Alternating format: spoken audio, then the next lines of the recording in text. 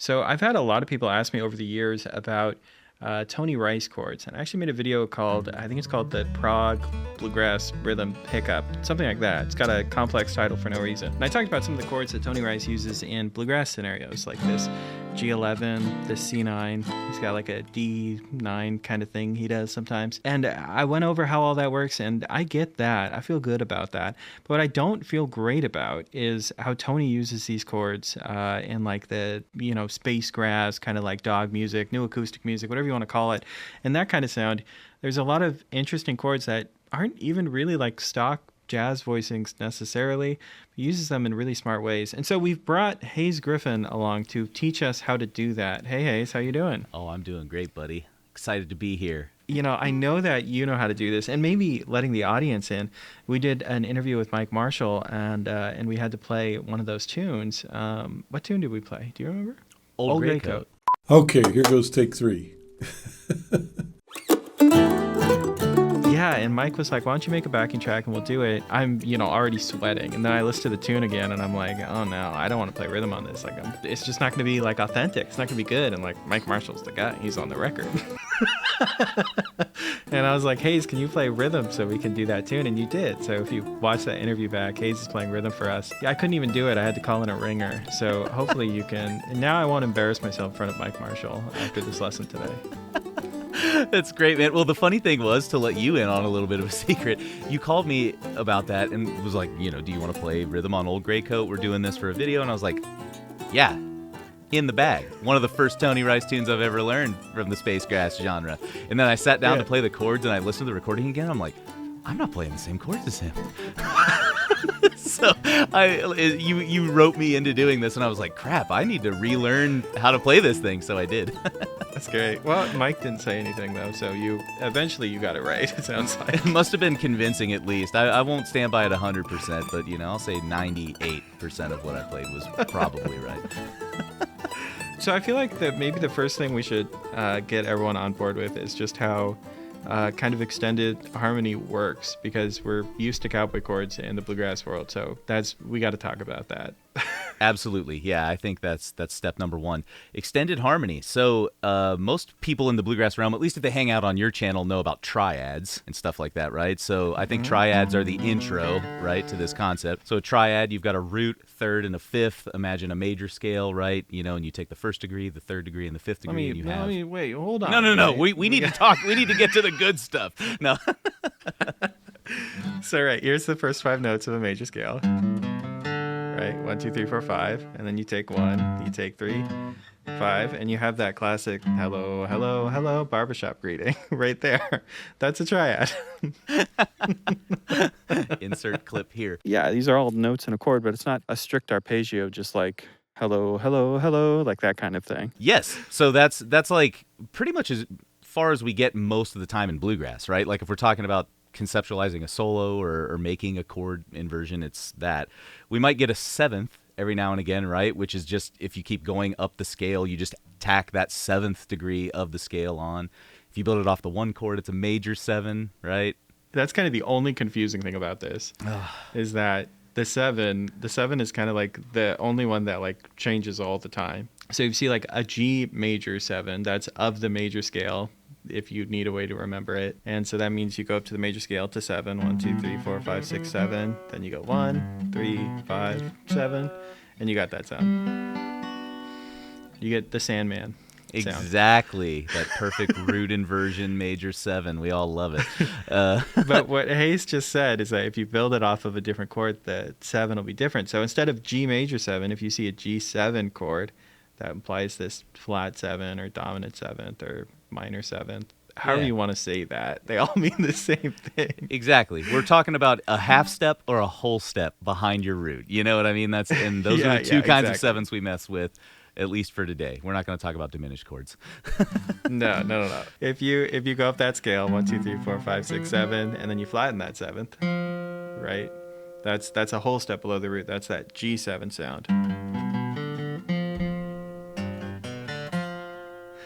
Oh, yeah. You get that pretty woman sound. Exactly. And the funny thing is, though, I had some profs in college that were like, this was the way that they would teach you how to recognize these sounds. It's like, is there a riff or a legendary chord? So, all jokes aside, the Pretty Woman sound is the 7th chord. So if you need a recap, that was Barbershop Greeting, Sandman, followed by Pretty Woman. I love it. If we get into the land of Space Grass, you were even mentioned some names earlier that have some bigger numbers on there than 7, right? So we've got 11 chords and major 9 chords and all of that kind of stuff. So what does all that mean? It's just the same thing as a 7th, right? So like when we get into extended harmony, we're talking about now after 7, if we skip another third up in the scale, we've crossed the octave barrier. So we've crossed our root note again, and we're back to what could be seen as 2 in the major scale, right? But 2 displaced an octave, you have to add 7 to it, so therefore it's a 9, right? So that's how the extended harmony works. You just keep ascending up in thirds from there, and then you get a 7th, 9th, 11th, and 13th. And then you're back. Why can't we have a 15? Yeah, because you're back at home then. Yeah.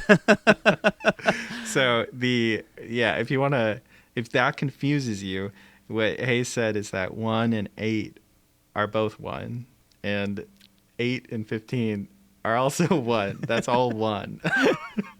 But we use these higher numbers because it's this ongoing stack, right? So you could have 1, 3, 5, 7, 9, 11, 13. Yeah. It could go that high, and you can't unfortunately go to 15. You also might notice that the 13 chord has 7 notes in it, and your guitar only has 6 strings. So that presents a problem. Yeah. This was like semester 1, thanks to my guitar teacher Tom Carroll for telling me about this, because you then have to start subtracting notes from the chord that, quote, like don't matter or are less crucial to the function of the harmony. So roots sometimes, you know what I mean? Because the 3rd and 7th are what they call guide tones, you know what I mean? So those are the ones that determine the quality. The 3rd is either major or minor. The 7th is either major or minor. So that determines all those chord types we talked about earlier. But a lot of times, like if you've got an 11 is really 4. 4 is next to 5, so you subtract 5 from the chord and put 4 there instead, The chord becomes so dense that you kind of don't even need all of it to support the feeling of the chord. Maybe that's something you're asking too, like what does a 13 chord even sound like? When would you use it? Based on what we've described, it's like a jumbled mess. Yeah. Like it's an entire major scale. You just slammed your hand down on all the white keys of the piano. But it actually is a sound that you've heard before. An example would be...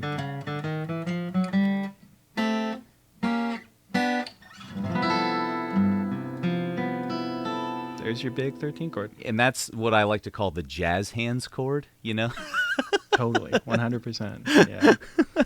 Count Basie's up there. The whole orchestra's doing jazz hands.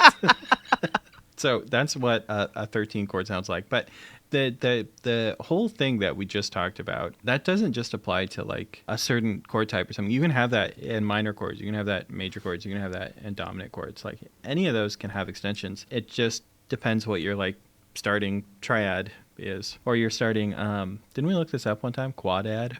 What was it? The quadad.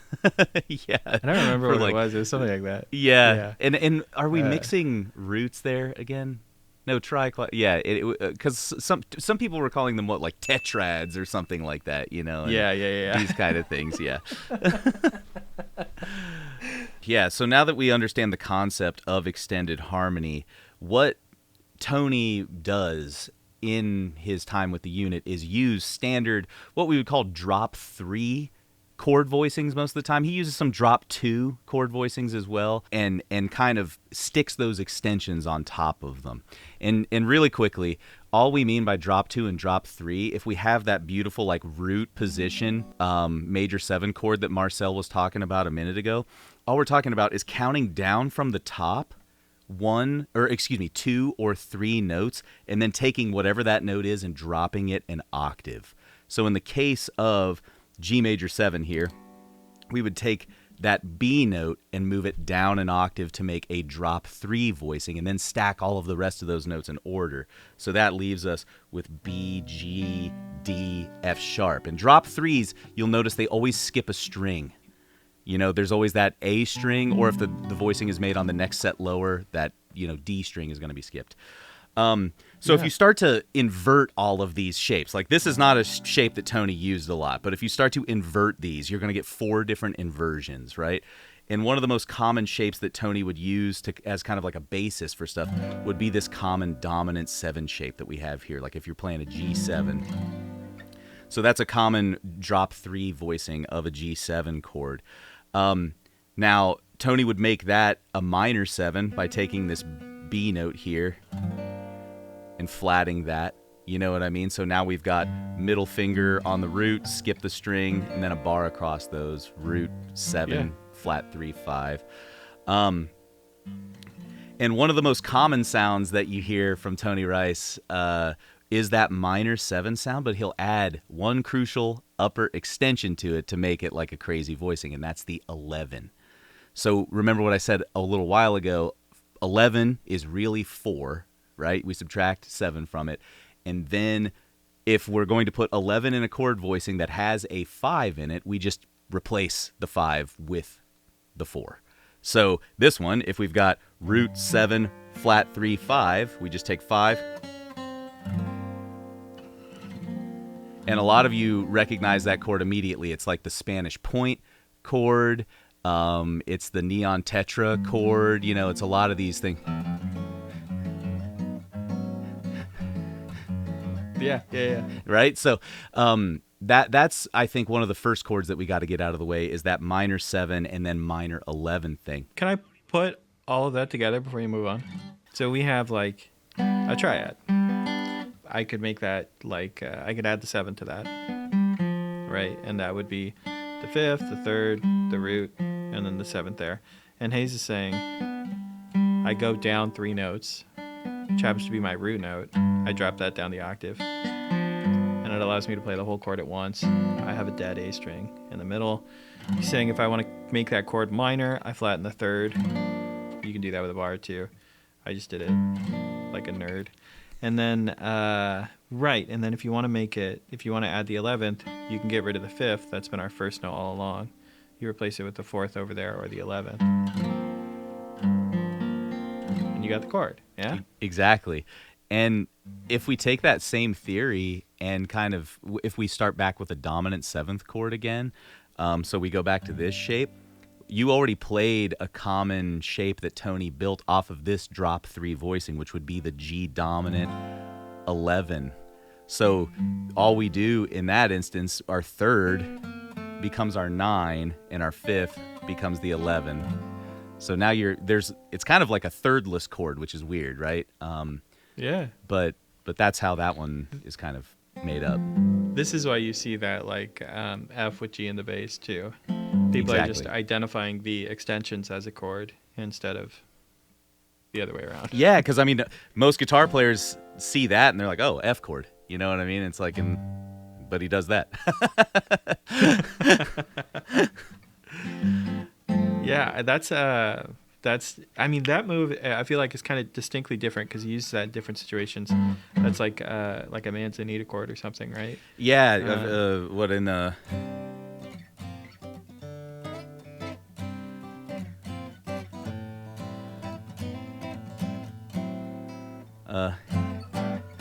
Yeah, so he would do it like kind of as a transition chord a lot in Manzanita that way.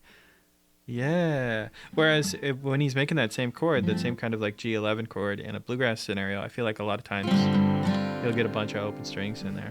Yeah, which I think is inherently like more bluegrass, right? Because you get that kind of sparkle that only the open strings can get, Yeah, which is why metal guys don't understand why we want to play everything in open position.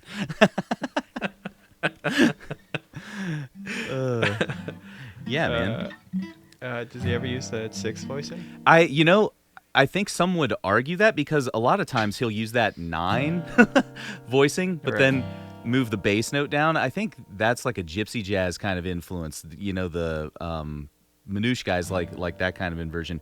But I couldn't verify that Tony ever used that one. I know that he does alternate his bass notes and stuff when he's playing these inversions. So if he played that one, he was probably thinking of it as a C, not like a G kind of thing. Yeah.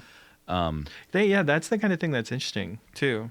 to say that again, if this makes it in the video, C9 and G minor 6 are kind of the same chord.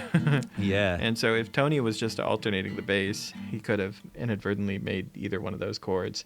But Tony does use 9 voicings. We know that. Absolutely. He uses dominant nines and major nines, right?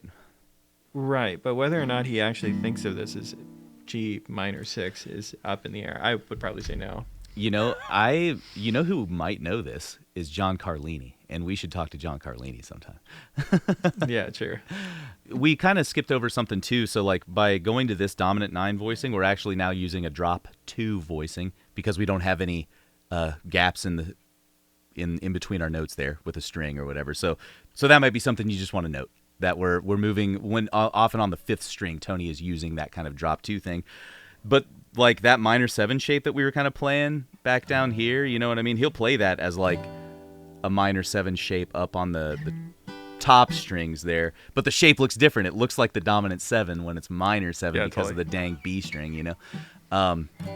So that's like a common one, you know. Gasology, Old Gray Coat, all that stuff uses that specific voicing that you've got right there, you know. Yeah.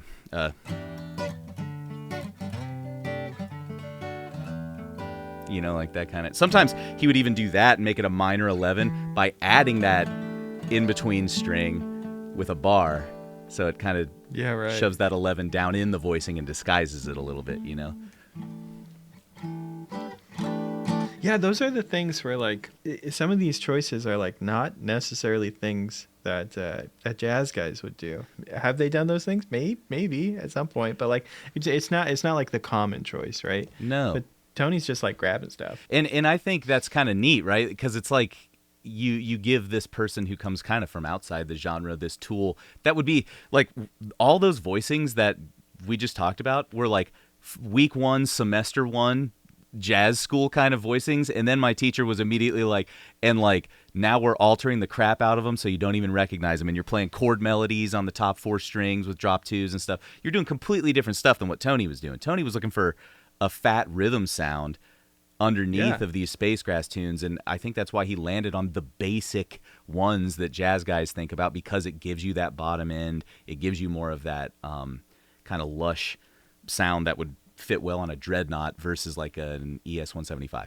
You know, they feel like almost these like little peaks of brilliance where he's using kind of like standard jazz voicings, and then like something weird happens and you're like, oh, that was really smart. Like I guess he does know what he's doing. You know? Yeah, like if you were a jazz guy listening to it, I feel like that's how you'd feel. Or like, why is he making these weird mistakes or something? You know, like you might not get it if you're coming from that other world. I even had a jazz guy point out to me one time that on what's the name of the tune?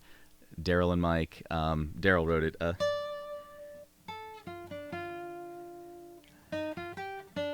Oh yeah, that's called key signature. Key signature. All right, cut all that out. No, you're gonna leave it in and make me look like a dumb. It'll make me look smart. But on key signature, Tony's playing this minor 9 voicing, so it's like that C9 voicing that we had a minute ago, but he's flattened the 3rd down. And he plays like a 6/9, major 6/9 voicing up there, you know, and then back down. But if you think about that, a C minor 9 is C, E flat, G, B flat, D. A D minor 9 is D, F, A, C, E natural. And then he goes to an E flat 6/9 chord. So he's jamming a chord. That note does not belong in the key. So like, do you see what I'm getting at here? I do. So it would be like, it would have to be, yeah, it doesn't or a sound plain right. D minor 7, like like that sounds crap. Like that's it sounds amazing when you play it in context, right? And those guys aren't playing like E natural notes over top of that melody, you know, because it's in C minor. To me it sounds very modern modal jazz as a result, you know what I mean? But it's like one of these things that we're talking about, like he stumbles into these really cool things because he's just like, well, I need to walk up to that E flat, and there's this in between. You know what I mean? Like, he probably wasn't thinking about that. The decision was not let's make smart modal jazz. The decision was like, I'll just move the chord up. And that's not to take away from him. It's just one of those things that, like, we all do this stuff, right? Where it's like you're given these really complex tools, and you're like, well, I'm going to do what I'm going to do with them, you know? We could talk about that 6-9 chord, you know, if YouTube doesn't flag that as inappropriate. Yeah, 6-9 chords are kind of interesting, too, because they don't have a seventh. It's just like an extension that... It's like an alternate to the seventh is the sixth, and then an extension you could put on top of the sixth is the ninth. But it's kind of like its own situation. Yeah, it's really funny in jazz music because modern jazz players rarely mess with 6 chords. In, you know, the basic one framework to them is a major 7 chord where you add the seventh. But if you're looking at like pre-1950, you know what I mean? The one chord in a lot of jazz music was a major triad with a 6 just jammed on top of it. This kind of... Exactly, which gives you that swingy sound, right? Western swing guys, that's why we still, you know what I mean? Those guys are stuck in the 30s, you know? But I love that sound. Same. This is a very common one that you will hear, like I said, in Devlin. It's like the most recognizable. It's the first chord that he plays. And this one is kind of like that 6-9 shape that we've got. But the 9, we're actually taking, the 6, we're taking up to a major 7. So it's a major 9 chord instead of a 6-9 chord now. So Oh, yeah. you get like a weird... This 5th in the middle kind of gives it like this open, airy sound, but then there's also like kind of a dissonance between those two, you know? We have a way that Tony prefers to play major chords, which is like 6 or 6-9, right? Mm-hmm. The minor chords, it seems like he may accidentally do a minor 6 chord, but that's kind of not what he's thinking about. He's probably more thinking about the dominant function of the related 9 chord. And then he will play minor 7 chords and minor 11 chords.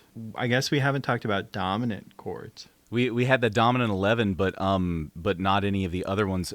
To be quite honest, like most of his dominant chords are just the stock. At least from my study of Tony, most of the ones that I encountered were the stock drop 2 Really? voicing down here. And if he's up on these strings, he might do like that standard kind of like 7 shape, you know. That one's not technically like one of the drop or the drop 2 or drop 3 voicings, but it's just a stock 7th voicing, right? So he would alter that one to make his, like, you know, 9 chord, if you want to think about it that way. You know, he would also, I believe I've heard him play the 13 on top of that kind of chord inversion as well. You know what I mean? I don't know if he messed with the flat 13, but that's a pretty common one, you know. Dog had a lot of like flat 13 tonalities in his music, so if you play that kind of stuff, you want to know this one. When you're listening to these tunes, how do you hear these changes? What would you recommend for people trying to figure out these changes? 100%. This was a method that I learned when I was in grad school. Thanks, Hankus Netsky. This saves my life every day. Highest note, lowest note in a chord inversion. Listen to a chord voicing and try to find what the highest note is that you hear. That's where you start, because that's going to pop out more than the other ones. And that's literally on Neon Tetra, because we listened to it right before the call, right? Yeah. Like that pop, it was like, phew, that 11 was just like right out there, you know? So if you listen to the highest voice, you're going to get somewhere, like a foothold, right? And then listen to the lowest voice. This is where things get a little tricky, because if you have a bass player, a lot of times that can be obscured. But luckily, from what we're talking about here today, Tony is using these inversions that have a root note in the lowest voice. A good algorithm for finding these voicings could be to just find the root note of whatever chord you happen to be on, even if it is the bass that you're listening to. Place it with that voice that you find on top. And I always try to find, I'm like, what could be in between here? You know, it's like I hear this and I hear that, and it's like, well, is that a happy or a sad chord that I'm hearing? Right, yeah. So I always think like major minor is happy sad to me, right? So it's not exactly happy or sad, but it's mystical, which tells me that it's probably not major, you know what I mean? So if you put a minor chord in between there, it's like, well, that's a minor kind of shape, but with that note, I think that's kind of a good algorithm for starting to find your way into these things. I mean, really, if the drop 2 and drop 3 voicings are so common, then that means if you can get highest note, lowest note, and you can try to sing down the harmony a little bit and see if, it's a minor third or a major third there, that kind of blows the whole chord open.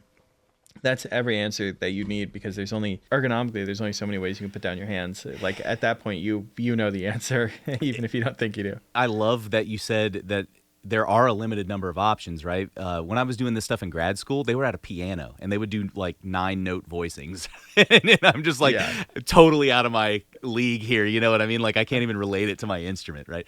But one of the things that I wanted to point out that you said a minute ago that we should definitely encourage is singing down the chord. So once you figure out highest note, lowest note, maybe a note or two in between, like, can you sing that highest note and then just kind of like let your body take you down the rest of the chord? Our ears are so much smarter than our brains are sometimes, so you might surprise yourself. It's kind of a weird phenomenon. If you enjoyed this, thanks for sticking around.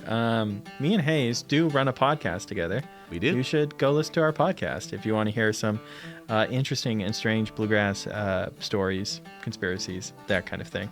Also, if you're interested in some of these spacey tunes, there are tabs for a fair amount of these on the website, so you can go dig around at lessonswithmarcel.com in the tab store.